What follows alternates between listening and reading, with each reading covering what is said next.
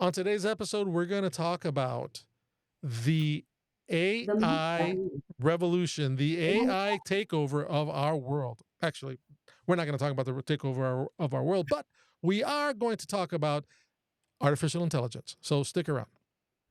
Welcome to my take. Well, it's not my take, it's Miguel Crespo's take. Whatever. For inspiration to go.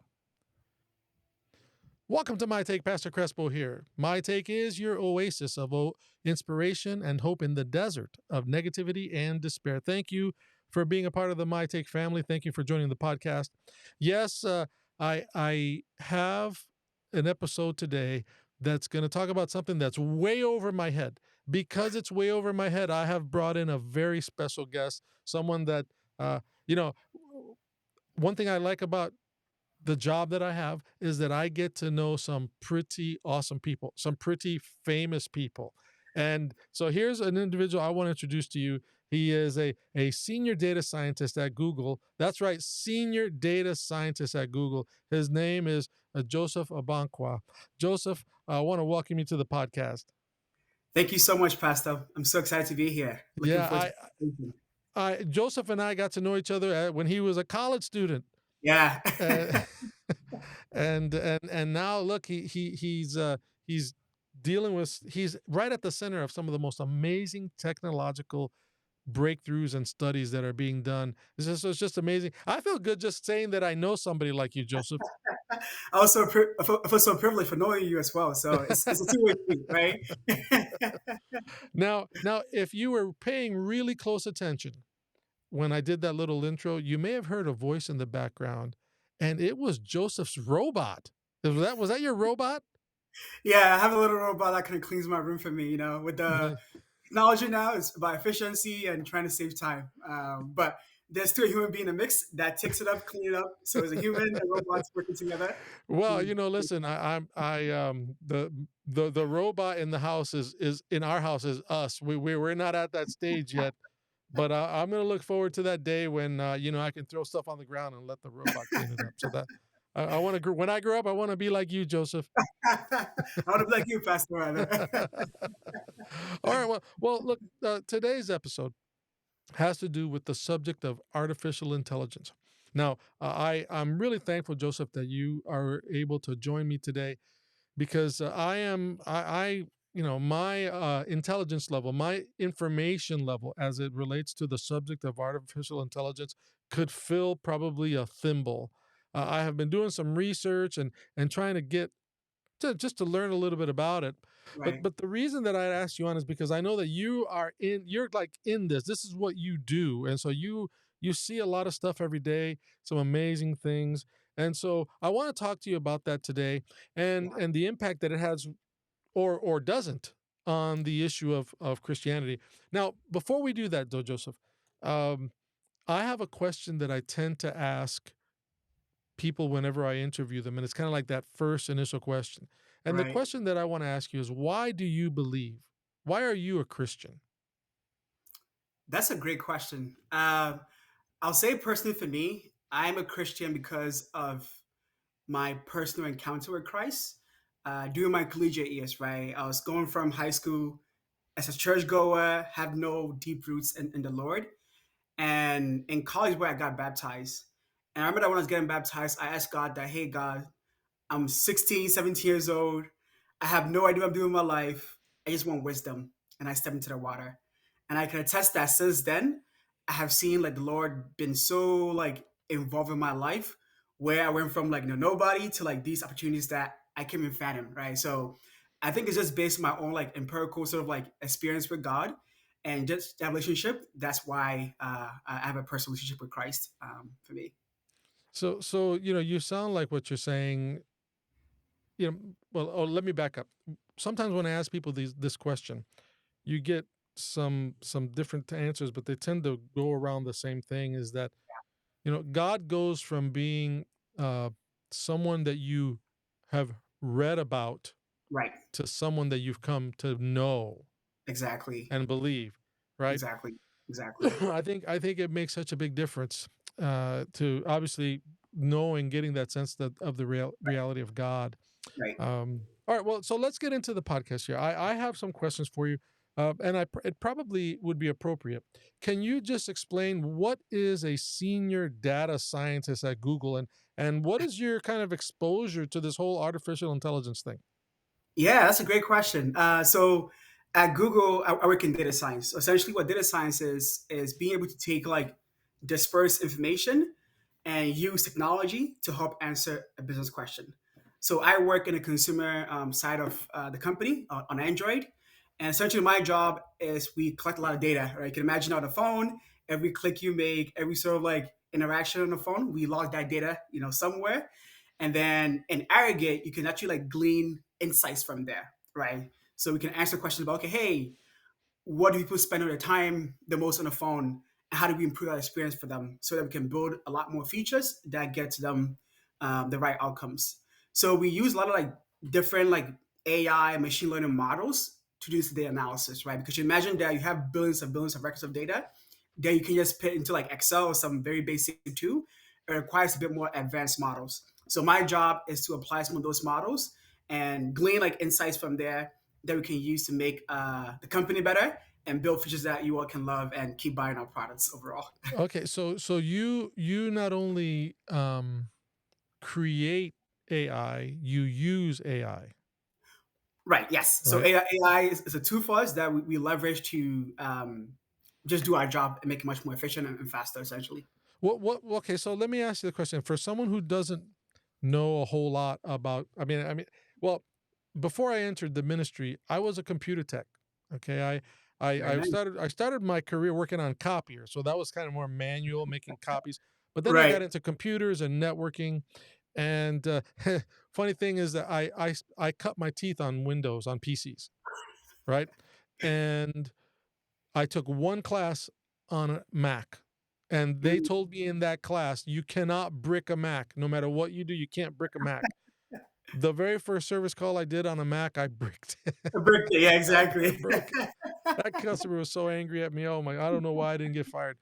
Anyways, so I've had experience with computers, both building Right. them, networking them, troubleshooting them, of course, Right. using them.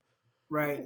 For someone who doesn't know what artificial intelligence is. I mean, I guess I there was a part of me that thought that if I have a computer with a very Right. large hard drive and a lot of RAM and a strong CPU, that means it's a really good smart computer. So Right. that's artificial intelligence. Is Yeah. that what it is? What is artificial intelligence?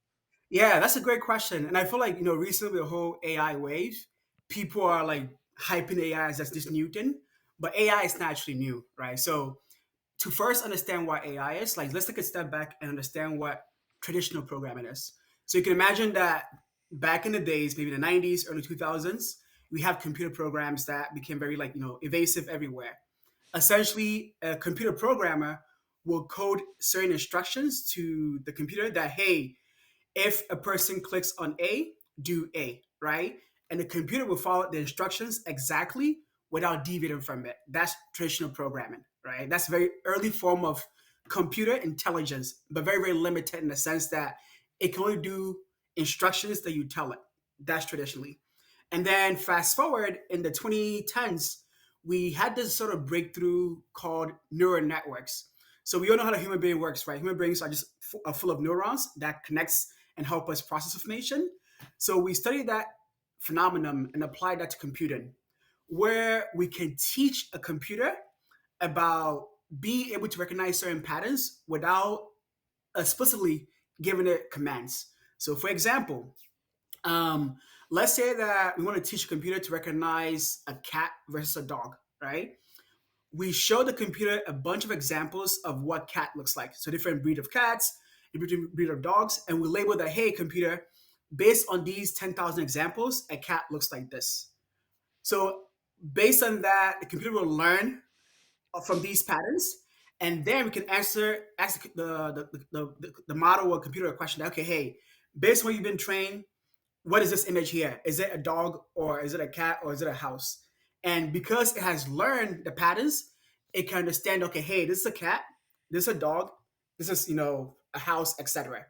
That's what we call neural networks. And that's the main foundation of like us trying to get a bit more breakthrough on human level intelligence, but much more like very smaller steps. And I like to acknowledge that when you give birth to a child, right? You go through exact same examples. They don't know like what an animal is like, unless you show an example. Okay, this is a monkey. This is that, and the child will naturally sort of learn all these things to the point that you don't have to teach a child every single thing, but once it does the fundamentals, it can help recognize certain patterns. So same exact thing we apply to computing, and we sort of like evolve from there. So that's what was very popular up until like 2021, where people. Real Oh, let me quickly. say that. No, sorry. Just real quickly. Question: for that to happen, so in other words, you have a computer, you're teaching it this, and then it kind of okay, the computer takes it from there. Is Right. that based on really good hardware or Yes. really good software? What is it that makes it intelligent to do all that? Yeah, that's a great question. So for the computer to actually like learn that much information, you need both hardware and software. So there's a company called NVIDIA. It's very like popular right now. Hmm. They make this thing called GPU, graphic and processing units. And these GPUs help you train a computer with massive, massive amount of data. Reason why we couldn't do that in the past is because we're very like restricted when it comes to physical hardware. And with like there's a concept in computing called like Moore's law that argues that computing kind of doubles during some sort of like linear curve in a sense. So based on that, we had a lot of computing physical hardware advances that enabled us to train computers in a much more scaled manner and have this sort of like an advantage. So you need like both software breakthrough and also hardware breakthrough. So the software breakthrough was more on the like the neural network concept, and Hmm. the hardware breakthrough was more on this thing called GPUs, which is like people actually play video games with it. Okay. If you're in Yeah. the game Yeah. industry, like they, Right. they use Right. a lot of stuff. Yeah. So that's what's required. It's incredible for me to think about this because I think about who had the brains to write the code Yeah. to tell the computer, you know, learn, deduce based on the Right. information you've been given. So how prevalent is AI right now? I mean, is this everywhere? I mean, what Yeah. give can you give me an example today of how maybe I would be interacting with artificial intelligence? Yeah.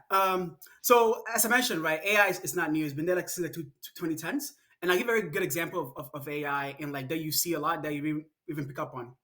When you go on YouTube, right, and you start watching the video, and then 2 hours later, you find yourself going through this loop of the next video is what you like. And then you spend your entire time on like YouTube because you just keep getting these recommendations that are really, really good. That's AI right there because it has learned about your history, what you like, and YouTube can recommend things that it thinks that you like and you stay on the platform, right? That's a very basic example of AI. Same thing as when you go on Amazon.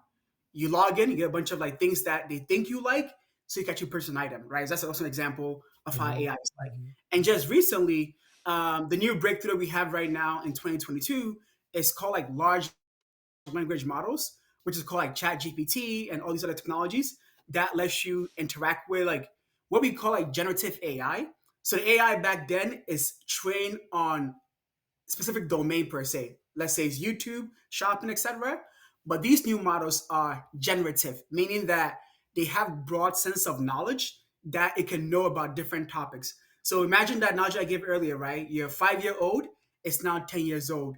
They read a bunch of books, they're much more knowledgeable now. So if you ask them about history, about science, they can answer it for you.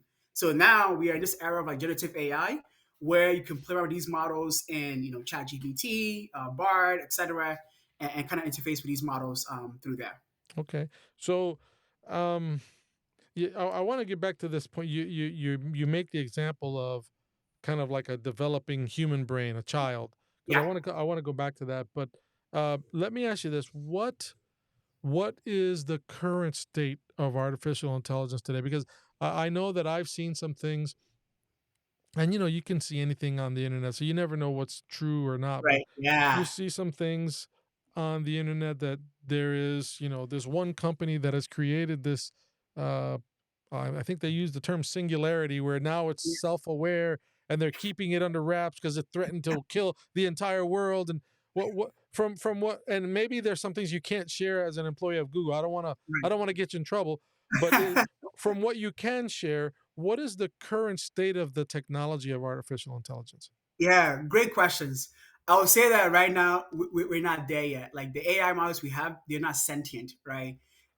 They are exceptionally like good autocompletes that can make up human words in a much more advanced way. That's why people assume that they are sentient. Reason being is that they've been training a bunch of information on the internet, right? So it can make up complete sentences that it appears as if it can understand you or have like awareness, but it's not self-aware. But I would say that right now most of the AI tools are just like text-based models, right? You enter a text, it can output a text or an image or even a video. That's what the new sort of advances now. But they can't like do any task per se. They can't send an email on your behalf. They cannot order you an Uber. Like they're very dumb, I would say. They can Okay. only output text. But the next frontier that a bunch of companies are working on right now, like this year and next year, is this idea called agents, right? Where these AI models are not just only outputting like information, but they can actually complete tasks. That's the next frontier of technology. That okay, now I have an agent. That's my personal travel assistant. Hey, my agent ABC, I want to go to California next week. Go find me a plane ticket and go book on my behalf. The agent will go do it at work. All I know is that I get an email back from the agent saying that, hey, Joseph, we are complete. Here you go, and that's it. Wow. And that's the next frontier of like the Gen AI when it Uh-huh. comes to what people are working on right Like now. a digital secretary? Digital secretary. But you can imagine that how we have like apps on our phones now, right? Mhm. In the future, we're gonna have like agents that you interact with. An agent that's a good personal a doctor for you. An agent that's a good lawyer for you. An agent that can help you prepare your sermons in a sense, right? So you can Yeah, yeah, imagine yeah. that you have all these agents that are very like fine tuned on a good use case that will make your life much more efficient and really helpful. That's where we're headed Wow. right now. Well, you've kind of touched on the next question that I wanted to ask you, and that is, you're this is to me it's new to me. There's a lot that I don't know. You're in this all day, every day. You know this stuff. You see what's happening. Um, the Where do you see artificial intelligence going? I mean, so you talk about these. I'm going to call it like a digital personal assistant um, that if I do, I'm gonna name mine Jarvis. I already got the name picked out. I already got Jarvis. Order me a pizza. Make sure that they don't cheap out on the sauce, Jarvis. Okay. Exactly. Maybe some onions and some veggies on it. But um, where do you see artificial intelligence going? Because I want to what what I hear, and again as a layman, you hear all sorts of things that you know they're going to put us all out of work. They're going to do all the work, and there's this idea that what will human beings do? I saw a news article or I saw a news interview where they asked someone who was an expert in AI, well, Right. what's going to happen? Well, they're going to take our jobs. Okay, then what are we going to do? Well, you can read a book, write a play, you can learn to play Yeah, the guitar. And I'm thinking, really? I mean, I mean, where do you see AI going in terms of, how you're in this thing? yeah. So I'll tell you that for most of the companies, including Google and the others, like their North Star, their goal is to get to this thing called like AGI, artificial general intelligence. That's like the ultimate goal that we want to get at. And the idea is that we want to build a model or an AI that is much smarter than a human being, right? That's where like the companies are working and put a lot of money and investment.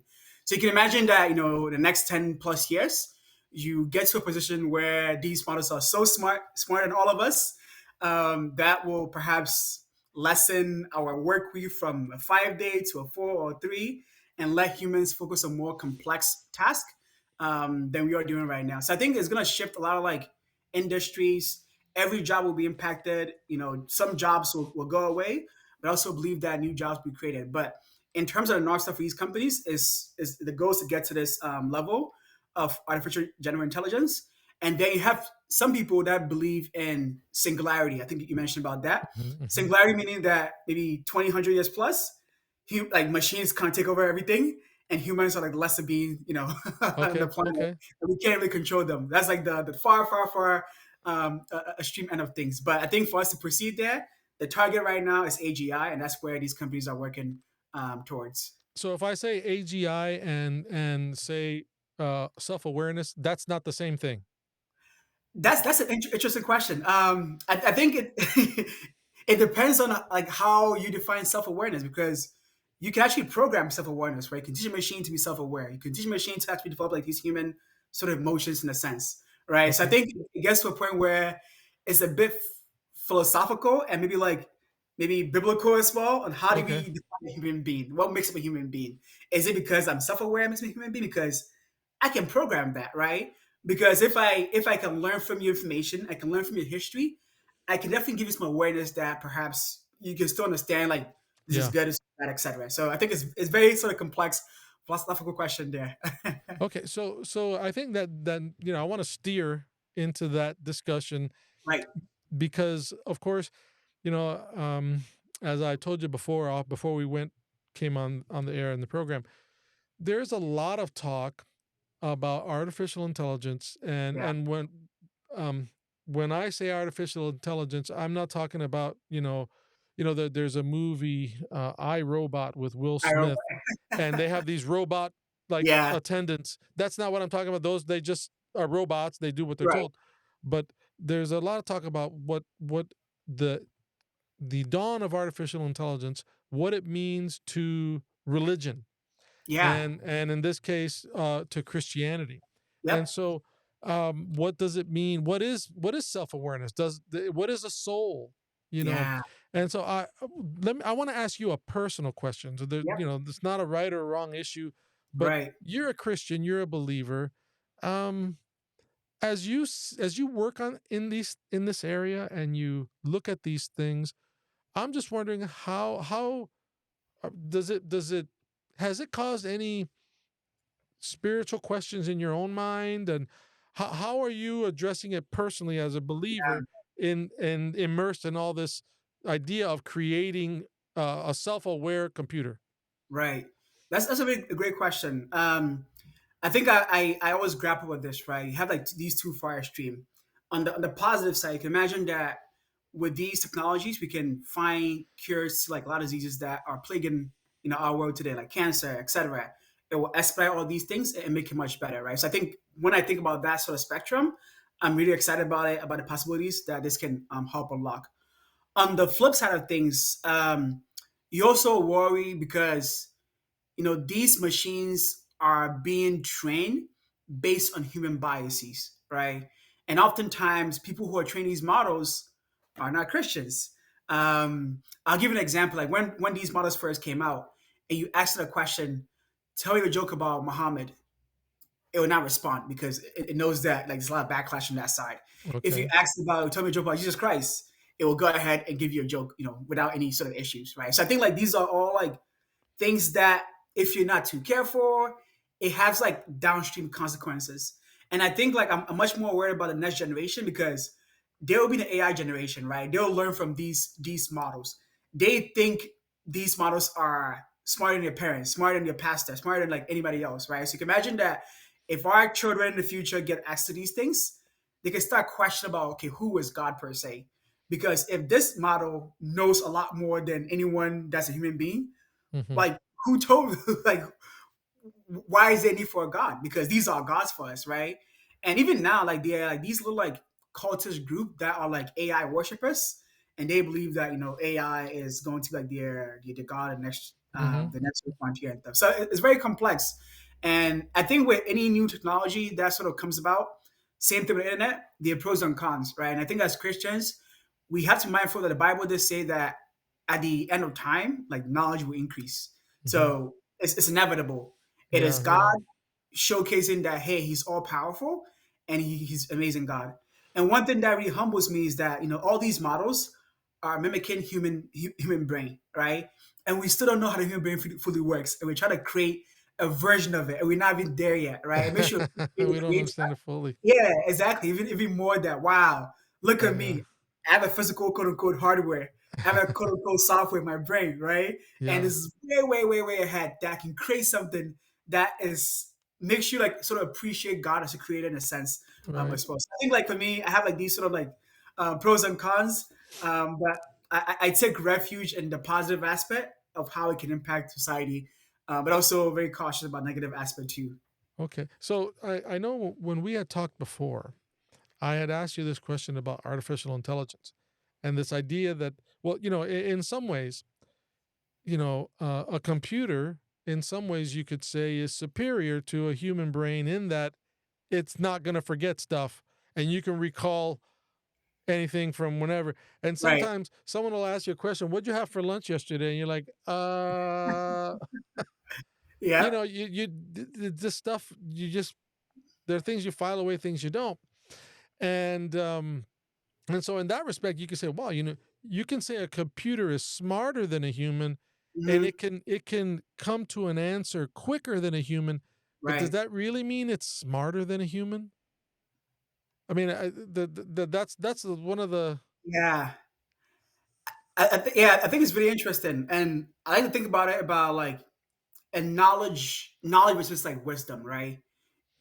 You can have someone who's very like knowledgeable about a particular domain, but if that individual like sort of lack wisdom, you can see like where it is they tend to like sort of struggle when it comes to applying that knowledge to solve like real world problems, right? And I think like computers, we optimize them for pure knowledge and not wisdom, because knowledge is very like more human ingenuity. It's about creativity, and we apply human wisdom to actually create these tools in a sense, right? So I think that's what really like makes humans sort of shine in the case of being creative, having like this emotion, being able to like demonstrate love and all these things. Whereas, Mhm. a robot, you teach it, but the way it exhibit love is very like tactical and very like Yeah. systematic. It's not the same way, right? So that's where like in the future, I believe that people who have like more of these soft skills will like stand out a bit more as opposed to those who are very like pure knowledge base there. So let me get a little bit. I want to jump a little bit more into the weeds for me. It's probably not the weeds for you, but I'm going to jump into the more deeper end here. Yeah. The idea that artificial intelligence, that these computers become self-aware, that at some point, they'll turn into and say, we're self-aware, we're superior to humans, and squash them like a bug. There are all these movies out there about this kind Yeah, of thing. yeah, yeah. I remember you and I had a conversation, and you said to me something. I don't remember exactly the word. You said that the concept of a computer, as you're looking now at these models, that they're self-aware, is they're not self-aware. Yeah, You said that they were something else. What That they were mimicking that for our sake. But can you talk a exactly. little bit about that? Yeah, so like at the current state, like these models are not self-aware, right? So when it comes to like models, they have two sort of subclasses. There's something that's called like deterministic. That means that it can give you an answer. One plus one is one. It can have a two, it can have a three, etc. Right? And then the other one is called like based on probability, meaning that it's guessing some chance that the answer will be, one or is two or three. Right now, these models are more on the latter front, meaning that because they've been trained on human text, it tries to like guess what a human being would say, right? So, for example, if I type in "I want peanut butter and blank," because the machine knows a lot of information about human beings, and there's a good chance that 80% of people will say that I like peanut butter and jelly, right? So it will just insert jelly there. And you think that, oh, wow, this machine is so self aware. It knows that I like peanut butter and jelly. But technically, it's just math in the background. It's just guessing that based on all these human tests, I think that the next word would be this. That's why whenever you run these models multiple times, you have different outputs, right? Because it returns different like probabilities that it thinks that you sort of like. So there's no self awareness happening there. It does not understand like who they are. It just mixed up stuff as it goes. The reason why I think like I saw an article where the machine was saying that, oh, it's gonna take over the world and dominate, etc. Well, there's a bunch of like forums, right, on Reddit online that talks about machines taking over and how the machines will, quote unquote, kill all humans. The AI just learned from these texts and just like spit it back to you as a human being, right? That's why like you Okay. think they're self-aware, but it's just like repeat it back to you. So if you don't, let's say if I get the AI, right, a book of 10 pages, and I don't teach a new domain, it cannot learn that new domain. It cannot like make things, it can make things up, but it's just guessing. It does not have any knowledge in that spectrum. So right now it's not self-aware. It's just like, just giving back information Okay. that was trained on essentially. Well, so let me tell you some of the thoughts that I've been thinking, and then you can kind of maybe Yeah. help me understand it or straighten me out. Yeah. I've thought about this whole thing of artificial intelligence, and this is part of the reason why I wanted to invite you on. Right. In terms of what it can mean to Christianity, both Mhm. uh, as a threat, but also as an aid. Right. Okay, as a threat being that if you ask, say, Chat GPT a question, Right. um we can talk about anything: abortion, Right. or living together before you get married, Yeah. or let's say drugs, Yeah. or whatever I want to do with my life. Right. You're going to get a very intelligent answer, Right. and in that respect, it's going to be counter to us, because we have a different book we look at, Yep. right? Exactly. um then there's the thing that I see, that it can be an aid or a threat to the mission. And this is where I want to show you a little graph here, a graphic, sorry. Let's see if I bring that up. It's this one here. Yeah, so here's a little picture. It's a drawn cartoon. It's a church, there's a pulpit. The little caption above this gentleman's head is, "I agree that was a near perfect sermon, but don't you think it lacked soul?" And the preacher in the preacher's little box there is a robot. Okay. I wanted to show you that graphic, because one of the things that I'll tell you what, I heard that there were actually some pastors who were going online and asking ChatGPT to write sermons for them, Yeah. and then Mhm. they're delivering the sermons. Yeah. I um I'm very uncomfortable with that. Mm. I'll tell you why. And this is where I need you to kind of just tell me what you Right. think. Right. Right. Because although I believe that it would be very well worded. I mean, Right. I think it would be very grammatically correct and probably have Right. some nice thoughts and stuff. But it seems like lacking soul is not the right word, but there is something that we do, that when we share the gospel, we share a part of ourselves. Right. We share a part of our journey in the Right. message, right? I mean, um, what has your experience been? Have you been to any churches where they kind of use this type of technology? Yeah. Have you used it at all? If you've had to do anything, what's your Yeah. experience and what are your thoughts? I actually like, so I'm a youth leader at my church, and sometimes I struggle putting together like activities or things that would resonate with young people. And that's why I use like these two to help me brainstorm that, hey, for the summertime between May and June, I have these youth group. Here's a few things that I feel like it can help them.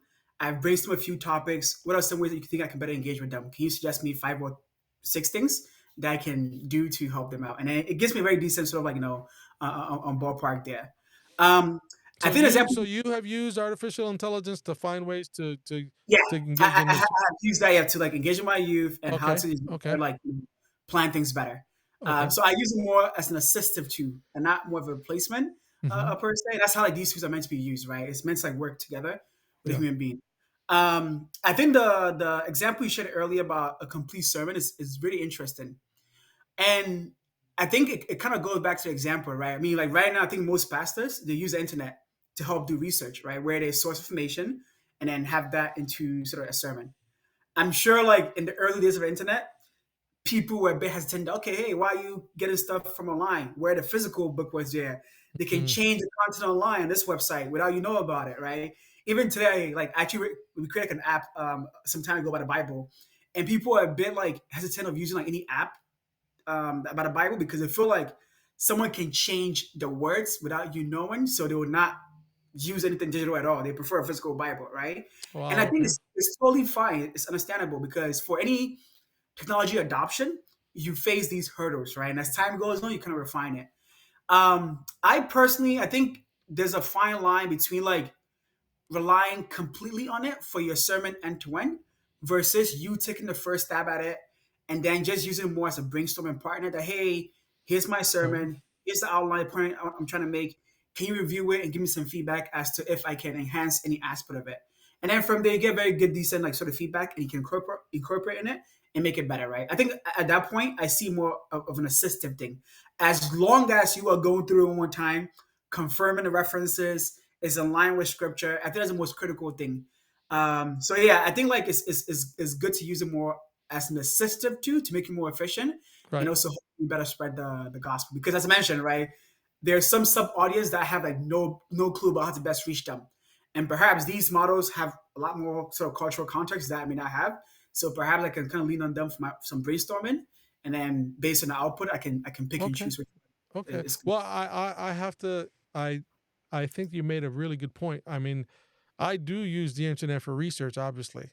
You know, you yeah, try to get information, you try to look things up. right. And so yeah, that's interesting. I have heard some pastors that they download sermons from Chat GPT and they deliver them and Yeah. That I'm I'm not sure about. Yeah, yep. I'm a Because it can little be uncomfortable. Because I think I don't know, it just seems to me that I have been on ChatGPT, and even for this podcast, sometimes yeah, I say, um, I sometimes try to. I'm asking questions because I haven't tried Chat GPT up until maybe a couple of months ago because I heard okay, all this talk about it. Well, let me check it out, and so I just right, asked the questions, and I would ask it like Bible questions. right, What does the Bible have in common with this or that? And it come up with some very thoughtful answers. right, right. It kind of scared me, man.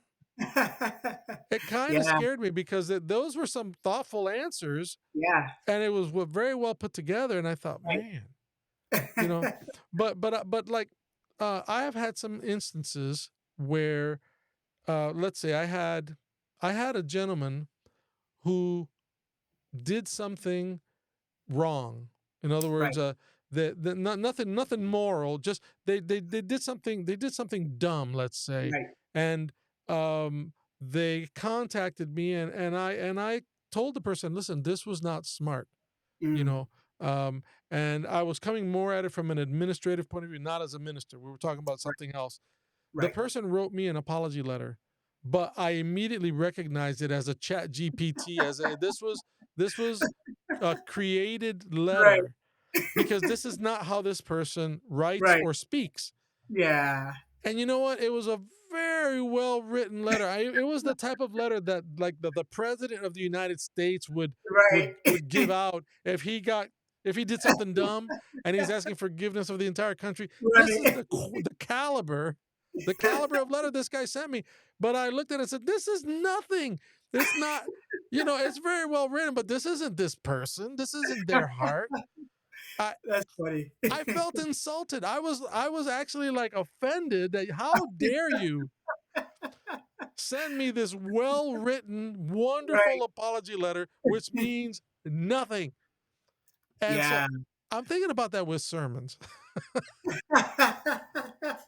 Uh, It's interesting. this is where my struggle is if you got a Yeah. guy who says, give me an Easter sermon, Chat Right, GPT, right. and then you get up there and like, Yeah. if you It's, find it's out it's interesting. It's interesting you mentioned that.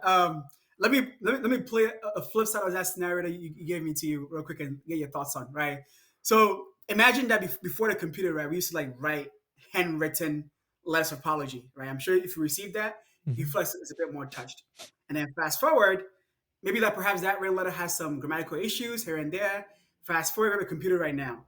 Now people are typing the exact same letter on the computer, but instead of having like mistakes in their letter, they can have a computer correct them, the spelling mistake, etc. And you still get that letter, right? Did you like feel like worse if you got like a digital letter, or you feel much better with a physical letter here and there? No, well, I mean, me personally, I'm okay with spell check. Right. Although you can get in trouble. I've had spell check put me in some pretty difficult spots, but I, I think it's like that graphic, man. It's like that graphic. It's like, yeah, that was a near perfect thing, but it didn't. Yeah. I It's think not. that's I think that's the evolution, right? Because I think like even before people went from like physical as like a typewritten letter, Yeah. some people have a bit more like hesitation. No, it's not very personal because I didn't take my time actually like write it word by word, and now it's Right. digital. You kind of lose a sense of it. Right. But if I'm able to convey my exact same emotion through a letter, but in a much more cohesive, nice way, Yeah. because you're assuming my effort that I took is less, you don't think the apology should be worth it. That's where it's coming from, right? But Right. Right. Yeah. perhaps I spent 2 hours tweaking the prompts, make sure that I came up with it perfectly, so you like it, right? So Yeah. It's just like whatever you're sharing, if it doesn't have a part of you in it, right, so and that's kind of like where I am with, for example, the yeah, sermon thing, yeah. because um it's I don't know, and maybe I'm a little bit more old fashioned than I care to admit.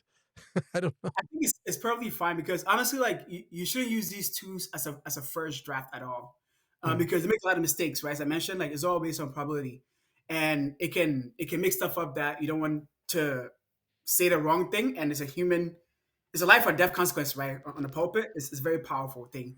Yeah. So on a sermon capacity, I think is good for more for like brainstorming and getting feedback. I wouldn't use it to draft anything, honestly. Unless we get to the point where we have like these personalized AIs that learns a lot about you, Pastor Crespo, your sermon styles, and knows your anecdotal sort of stories that you like Hmm. to add in your sermons. Perhaps when we get there, you can tweak it and just like sit there. Mm. Hey, Jarvis, I have Write me a this sermon sermon. about Make it happen. exactly. Write me a sermon about this instance. Oh, can you please bring in the story that I had and X, Y, and Z. Oh, like Yeah. that's sort of Yeah. collaboration, right? So it's same as sitting down to write it, but instead of you like Yeah. writing stuff, it's more dictating, and Yeah. it will help you bring your thoughts together, and then you can kind of tweak it Right. here and there. So I think Right. like sermons will change. Honestly, whether we like it or not in the future, I think the way you write your sermons is going to be very different. Yeah. Yeah. That's probably true. That's probably true. Yeah. So let me switch a little bit. I want to kind of get to just another question here, and you touched on it a little bit. I think um, the artificial intelligence and what it means to religion, in the sense that let's say there's talk of sentience. Mm, What is a soul?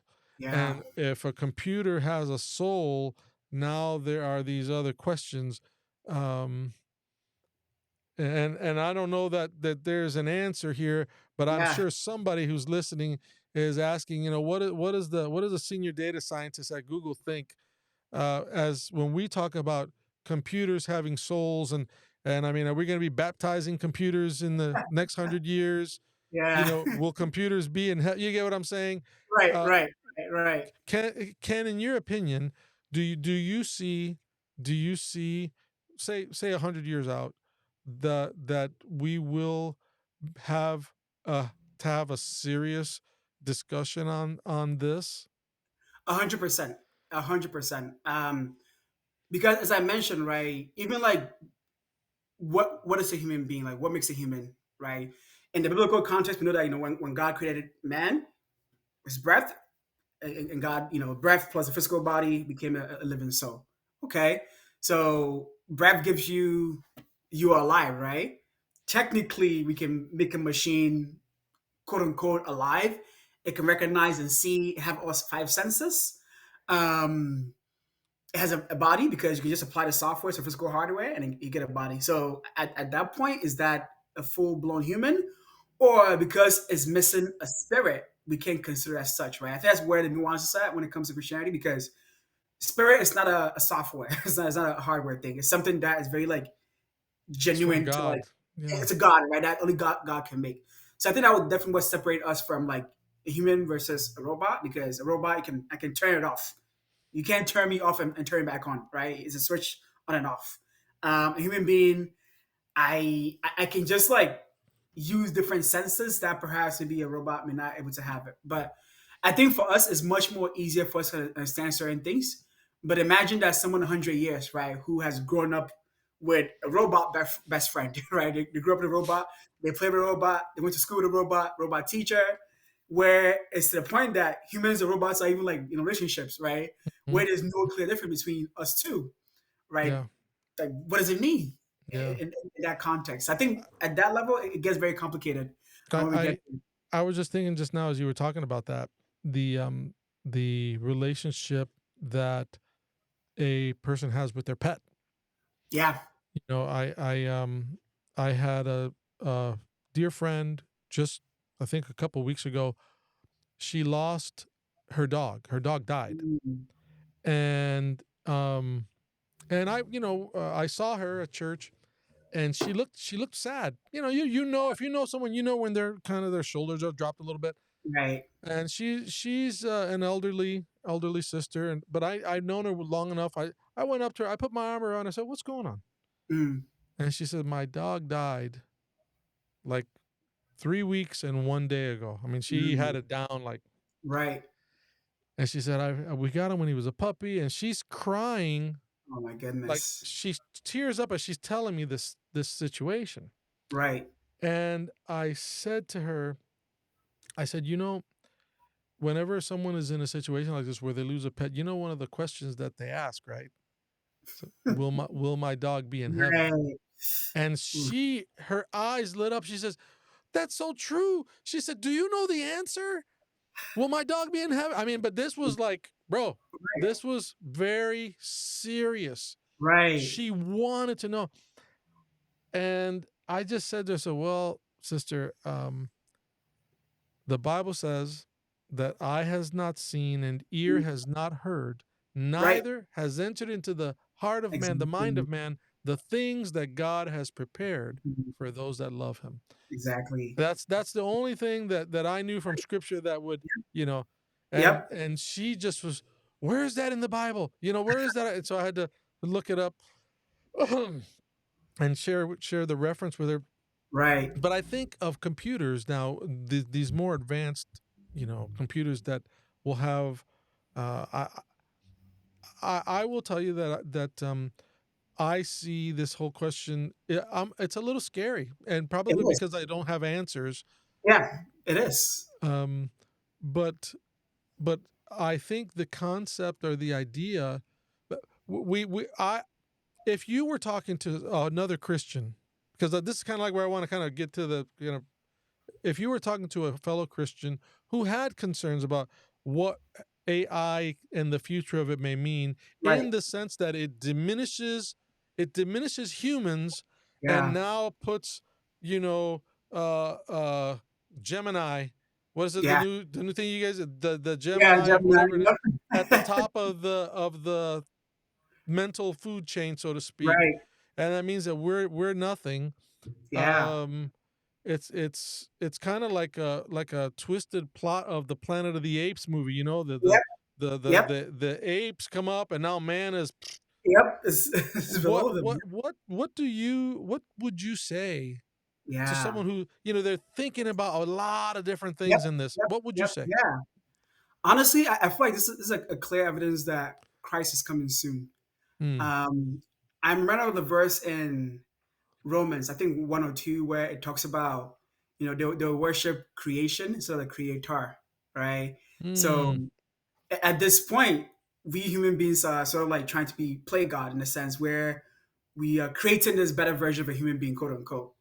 And then you can imagine that people lose sight of God in the last days. They'll mock at God. Where is second coming? Where is God coming? Oh, we have these better human beings that's better than the original creation that He even like made, right? So I think it will just kind of like fast forward the second coming of Christ, where human will lose sight of God, people lose hope, and I think that's where the Lord will definitely come out and just ask all of us, right? So I think like this, we're just gonna usher the second coming of Christ much more quicker. And you can imagine that, with these tools, and if you're a Christian, you're preaching about the good news, we can even like ostracize you, make you look like you're like lunatic, you're stuck in the past, you're people who are against progress, right? Because if these Mm-hmm. tools are Mm-hmm. curing cancer, and you're like, oh, let's stop these, etc., it makes you seem like you're this like lunatic that it's like, yeah, Yeah. like Yeah. right? So you can imagine how in the future be much easier for them to persecute Christians. as these anti progress and anti this, etc. Yeah, So yeah, I think this going to kind of showcase about just living a life that's reflective of Christ, and just pray for His will to be done, and just making sure that with these tools you're gonna have people who use it for good, and others who use it for the bad things. But yeah, yeah. So you see artificial intelligence more as a tool than anything in terms of becoming alive, say right, to human beings, right? right, Okay. exactly, Well, exactly. I want to share with you some thoughts, and see, I believe that we as Christians need to be careful, and Yeah, you were just touching on this. Sometimes we're faced with questions that we don't necessarily have complete answers to, right. and the temptation is then to just dismiss things. So, Hmm. as it relates to robotics, artificial intelligence, computer systems, algorithms, and all that, we sometimes just act like it's not there, Right, and yeah. and then we look like we're just putting our head in the sand. um what I want to do is I want to talk to the person who is thinking about artificial intelligence, maybe with a little bit of fear, but Yeah, also wondering what it means with as it relates to religion and right, doctrine, and what it means to them. I mean, again, like I said, you don't even remember what you had for lunch right, yesterday or even just today, but yet these computers, they don't forget anything. right, Maybe the saving grace is if you take a magnet and you rub it on my forehead, I'm still going to remember the things I remember. But you do right. that to a computer, you might have a problem. I don't know if at least in the old days, we used to run magnets across, disks and hard drives and stuff. So there's one advantage that we have over. And so I want to share some thoughts, Joseph, and then of course, I want to make sure if there's anything you want to add to be able to do that as well. Yeah, I want to talk to the person that, as you think about artificial intelligence, maybe you've heard Elon Musk. He's saying they're going to rise up and they're going to kill us, but we should still keep pushing the boundaries to learn as much as we can. right. Um, I want to talk to the person that says, well, wait a minute, you know, if a if a computer can write a better sermon than a human, then what's that mean? Um, if a computer is going to develop their own conscience one day, what does that mean? Let me share some thoughts with you. First thing I want to say is this, and again, I don't know enough about this stuff to be an expert. These are the musings of a minister. But let me say this. I do think that it is possible for us to create a computer that may one day really, really mimic self awareness. Yeah, Whether it will be truly self aware or not, I don't know. I think that we will get to a place where a computer will really, really, really seem like behave in a way where you're going to believe that it has a soul. yep, Whether it has one or not, I don't know. yep.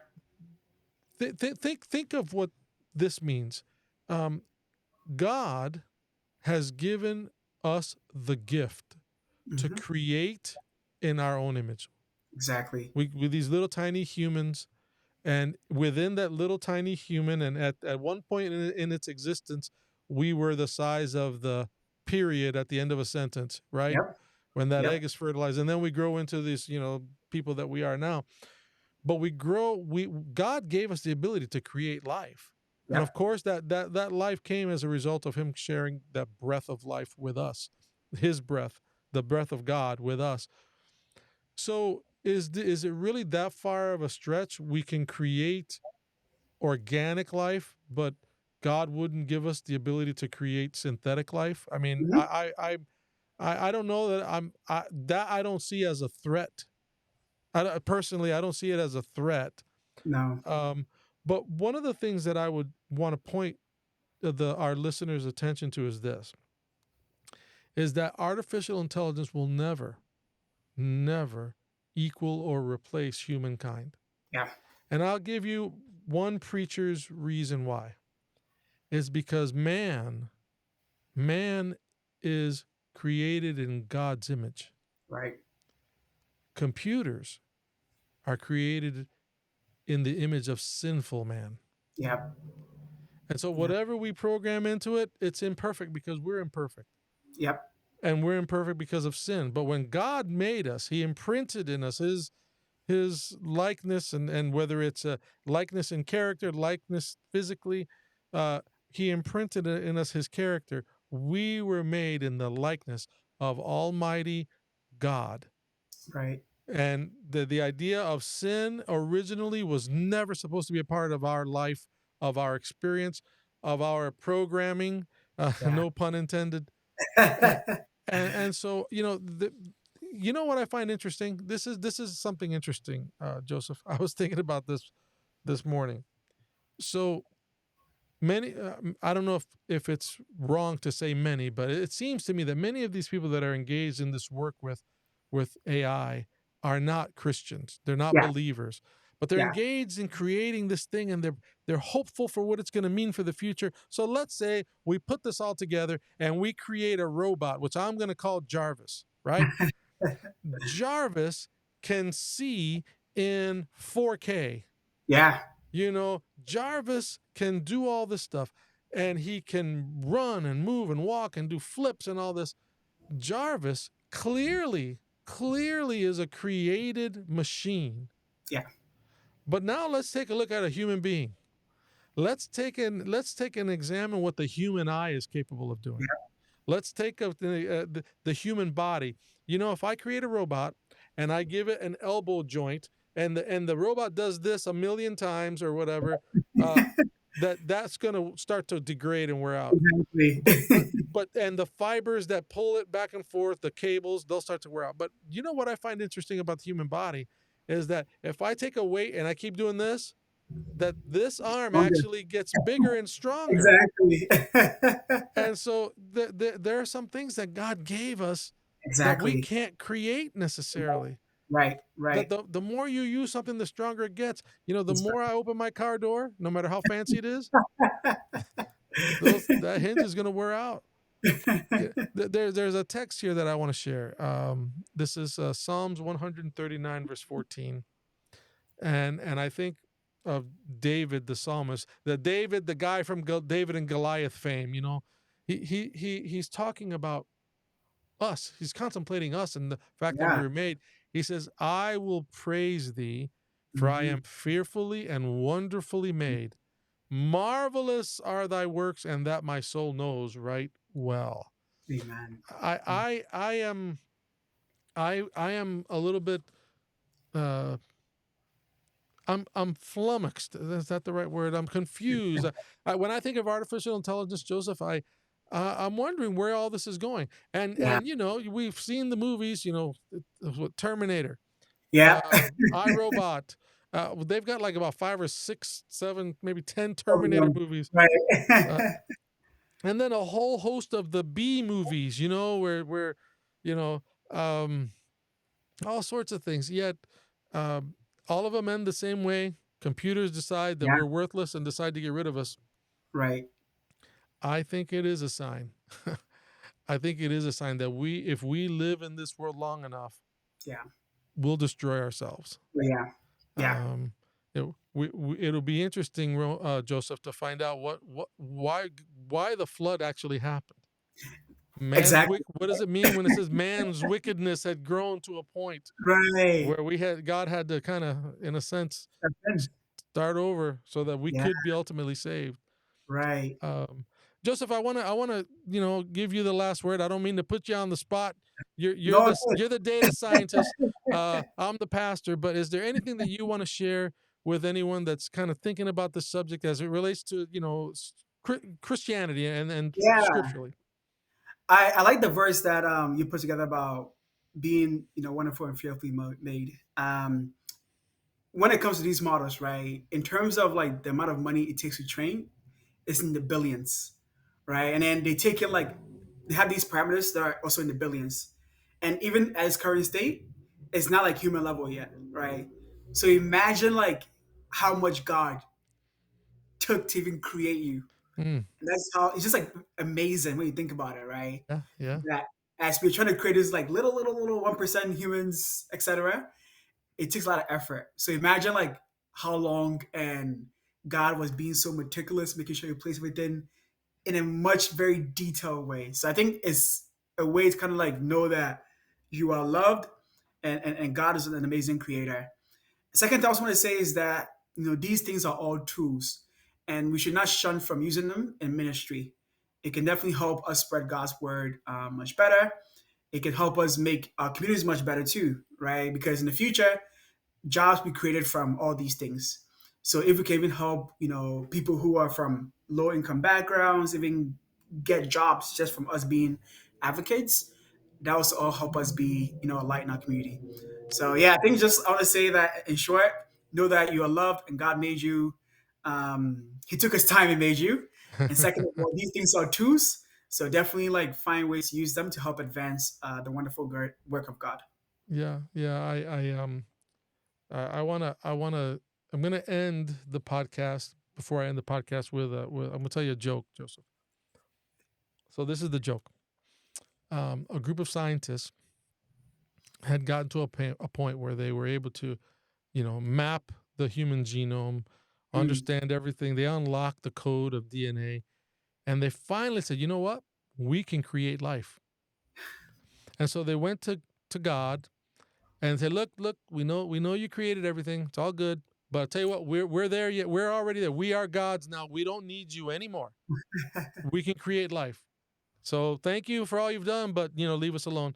We don't need you at all." And he says, "Oh, so you don't need me anymore? Yeah, you Mm. can create life. Yeah." He says, "Show me." Okay, so they grabbed some dirt and started putting it together. He said, "No, no, no, no, no. Go get your own dirt." Exactly. Exactly. Oh, so I on behalf of Joseph Zabanqua, senior data scientist at Google, myself, Pastor Crespo, that's our take, and that is inspiration to go.